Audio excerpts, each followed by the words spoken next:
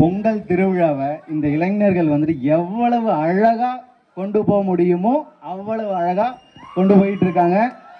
அதை வந்துட்டு நம்ம எல்லாருமே ஊக்குவிக்கணும். ஆனால் ஊக்குவிக்கிறத விட்டுட்டு நம்ம அவங்கள டிமோட்டிவேட் பண்ணவே கூடாது. அவங்களுக்கான ஆதரவை நம்ம எப்பயும் கொடுக்கணும், கொடுத்துக்கிட்டே இருப்போம். இன்னும் பல 100 வருடங்கள் ஆனாலும் நம்ம கிராமத்தில் இந்த பொங்கல் விழாவை நம்ம எல்லாரும் சேர்ந்து கொண்டாடணும். எல்லாருக்கும் பொங்கல் வாழ்த்துக்கள். அதே மாதிரி நம்மளுடைய கங்கையம்மன் ஆலயத்தில் அமாவாசைக்கு சேகர் சித்தப்பா அண்ட் சாவித்ரி சித்தியை வந்துட்டு அம்மனுக்கான வழிபாடுகளை சிறப்பாக செஞ்சுக்கிட்டு இருக்காங்க. அவங்களுக்கும் நம்மளுடைய மிகப்பெரிய நன்றிகளை நம்ம கொடுத்தே ஆகணும். நம்மளுடைய வருங்கால சந்ததி இருக்காங்க. கல்வியை மட்டும் கொடுத்தா போதாது, அதுக்கான தனித்திறமைகளையும் அவங்களுக்கு வளர்த்துக்க நம்மளுடைய பெற்றோர்களாகிய அவங்களும் நாமளும் சேர்ந்து அவங்களுடைய தனித்திறமைகளை வெளியே கொண்டு வரணும். நம்ம கிராமத்தில் பல நம்மளுடைய தலைமுறையில் ஒரே ஒரு அரசு அதிகாரிகள் கூட இல்லைன்றது ஒரு வருத்தமான ஒரு விஷயம். வருங்காலத்தில் நிறைய அரசு அதிகாரிகளாகவும் தொழில் முனைவோராகவும் அதே மாதிரி தனியார் துறைகளும் பெரிய அளவில் வர்றதுக்கான எல்லா முயற்சிகளையும் நம்மளுடைய குழந்தைகளுக்கு நாம் கொடுக்கணும், அவங்களுக்கான ஆதரவையும் கொடுக்கணும். இதை நம்ம மேம்படுத்தணும். கல்வியை மேம்படுத்தினா மட்டும் பட்டாது, அதுக்கான திறமைகளையும் வளர்த்துக்கணும். நம்ம பிளாஸ்டிக்கை வந்துட்டு அதிகமாக யூஸ் பண்ணிட்டு இருக்கோம். நமக்கு பிளாஸ்டிக் எவ்வளோ பெரிய அழிவை கொண்டு வர போகுது அப்படின்றது எல்லாருக்குமே தெரியும். தெரிஞ்சாலும் நாம் அதை பயன்படுத்திக்கிட்டு தான் இருக்கோம். பிளாஸ்டிக் 1990களில் வரும்போது வெறும் மரத்தோட நண்பன்னு கொண்டு வந்தாங்க. ஆனால் அதை வந்துட்டு என்னாச்சுன்னா இப்போ இயற்கையின் பேரழிவை கொண்டு வந்துகிட்டு இருக்கு. அந்த அழிவை கொஞ்சம் கொஞ்சமாக நாம் தடுக்கணும் அப்படின்னா பிளாஸ்டிக் பயன்பாட்டை குறைக்கணும். பிளாஸ்டிக் பயன்பாட்டை குறைக்கவும் பத்தாது, அதை பயன்படுத்துகிற பிளாஸ்டிக் கவர்ஸை முறையாக தூய்மை காவலர்கள்கிட்ட நம்ம கொடுக்கணும். அதை கொடுத்தா மட்டும்தான் நம்மளுடைய கிராமமும் சரி, வருங்கால சந்ததியினரும் சரி, இயற்கையும் சரி அழிக்காம பாதுகாக்க முடியும். அதை பாதுகாக்கலை அப்படின்னா நம்மளுடைய வருங்கால சந்ததியினர்களுக்கான நீங்க எவ்வளவு சொத்துக்களை சேர்த்து வச்சாலும் அது வீண் தான். ஏன்னா அவங்களுக்கு எவ்வளவு சொத்துக்கள் இருந்தாலும் அவங்களுக்கான உடல் ஆரோக்கியம் எவ்வளவு முக்கியம்ன்றத நம்ம தெரிஞ்சிருக்கணும். அது மட்டும் இல்லாம உடல் ஆரோக்கியம் அப்படின்றது பிளாஸ்டிக்கை பயன்படுத்தாம இருந்தா மட்டும்தான் நமக்கு வரும், இல்லைன்னா சுத்தமா வரவே வராது. அதை பிளாஸ்டிக் முறையாக கழிவு மேலாண்மையை பயன்படுத்தி இங்க இருக்க தூய்மை காவலர்கள் கிட்ட முறையா கொடுங்க.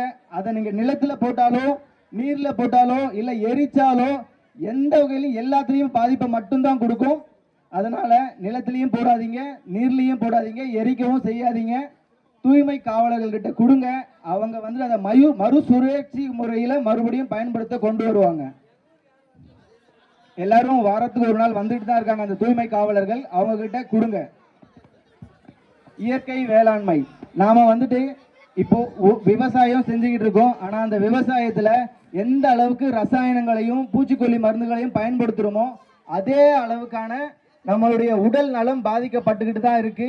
இது நமக்கு எல்லாருக்குமே தெரியும். தெரிஞ்ச விஷயத்தையும் நம்ம மறுபடியும் அதையே தான் செஞ்சுக்கிட்டு இருக்கோம். இயற்கை வேளாண்மை ரசாயனங்கள் இல்லாத வேளாண்மையை தான் அது முன்னெடுக்குது. அப்படி முன்னெடுக்கும் போது நம்மளுடைய உடல் நலமும் ஆரோக்கியமும் நல்லா இருக்கும். அந்த உடல் ஆரோக்கியமா இருக்கணும் அப்படின்னா உணவையும் ரசாயனம் இல்லா நஞ்சில்லா உணவையும் நம்ம உட்கொள்ளணும். நமக்கு தேவையில்லை, நம்மளுடைய வருங்கால சந்ததியினர்களுக்கு அது ரொம்ப முக்கியம்.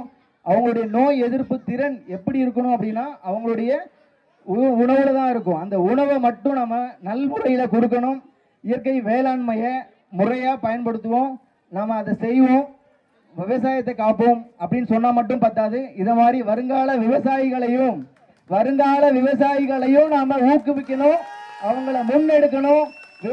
இயற்கை வேளாண்மையை நாம முறையா கத்துக்கணும், அதை செய்வோம், கண்டிப்பா செய்யணும்.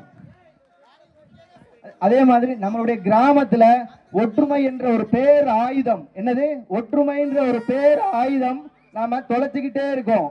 நாம தனிப்பட்ட குடும்பங்களா தனித்தனியா பிரிஞ்சு இப்போ வாழ்ந்துகிட்டு இருக்கோம்னு தான் எனக்கு தோணுது. இது என்னோட தனிப்பட்ட கருத்து தான், எனக்கு அப்படிதான் தோணுது.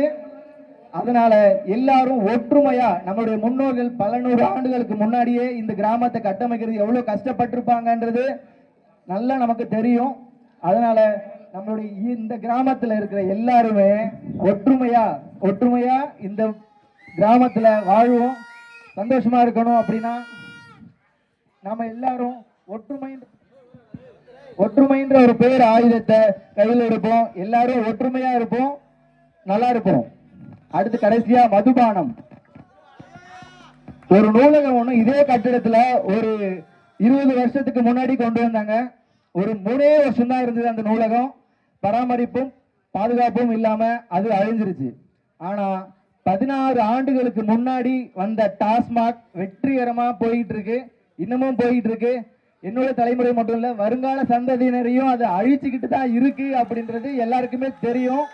அப்படி தெரிஞ்சிருந்தோம் நாம அதுக்கான ஒரு சின்ன எதிர்ப்பு கூட கொடுக்காம சகிச்சுக்கிட்டு அப்படியே கடந்து போயிட்டு இருக்கோம். இப்படி கடந்து போயிட்டு இருந்தோம் அப்படின்னா வருங்கால சந்ததியினர்கள் அதிக பேர் மது பழக்கத்திற்கு ஆளாவாங்க. அதை குறைக்கணும் அப்படின்னா அந்த மதுபான கடையை அகற்றணும். அதனால என்னென்ன பாதிப்புகள் ஏற்படுதுன்னு எல்லாருக்குமே தெரியும். விவசாய நிலங்கள் பாதிக்குது, நீர்நிலைகள் பாதிக்குது, உடல்நலம் பாதிக்குது, மனநலம் பாதிக்குது, பொருளாதாரம், குடும்பத்தோட பொருளாதாரமும் பாதிக்குது. இந்த பாதிப்புகளை எல்லாத்தையும் தாங்கிக்கிட்டு நாம கடந்து சிரிச்சுக்கிட்டு அப்படியே போயிட்டு இருக்கோம். இதுக்கான காரணம் மதுபான கடை. அந்த கடை இங்க வந்ததாலதான் இந்த மாதிரி ஒரு நிகழ்வே நடந்துகிட்டு இருக்கு. அந்த கடையை அகற்றுவதற்கான முன் ஏற்பாடுகளை நடக்க போகுது. அதுக்கான உங்களுடைய எல்லாருடைய பேர் ஆதரவும் கண்டிப்பா வேணும். தயவு செஞ்சு கொடுங்க. உங்களுடைய ஆதரவு இருந்தா மட்டும்தான் அந்த மதுபான கடையை அகற்ற முடியும். அந்த மதுபான கடையை அகற்றினாதான் நம்மளுடைய சுய சிந்தனைகள் வளர்த்துக்கணும். நன்றி.